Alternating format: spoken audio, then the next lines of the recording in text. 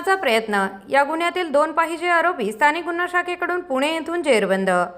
सुमारास आरोपी अंकुश रामा शिरसाट यास थोडा बाजूला व्हा, पलीकडे जाऊ असे फिर्यादी म्हणल्याचा राग येऊन आरोपीने मंगेश शिरसाट, आदित्य शिरसाट, बाळासाहेब रामा शिरसाट, लक्ष्मण शिरसाट, संदीप शिरसाट अशांना बोलावून घेऊन गैरकायद्याची मंडळी जमवून फिर्यादीस जिवे मारण्याचे उद्देशाने कोणत्या तरी धारदार शस्त्र, लोखंडी गज, लोखंडी दांडके तसेच लाथाबुक्क्याने फिर्यादीस मारहाण करून गंभीर दुखापत केली आहे। सदर घटनेबाबत वर नमूद फिर्यादी यांनी दिलेल्या फिर्यादीवरून पाथर्डी पोलीस ठाणे येथे गुन्हा दाखल करण्यात आला आहे।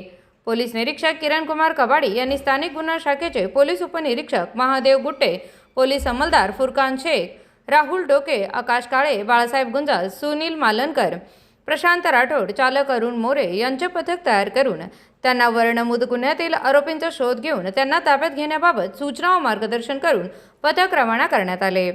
वरील पथकाने गुन्ह्यातील पाहिजे आरोपींचा शोध घेत असताना पथकास व्यावसायिक कौशल्याच्या आधारे सदर गुन्ह्यातील आरोपी सिंहगड पुणे परिसरात असल्याची माहिती मिळाली।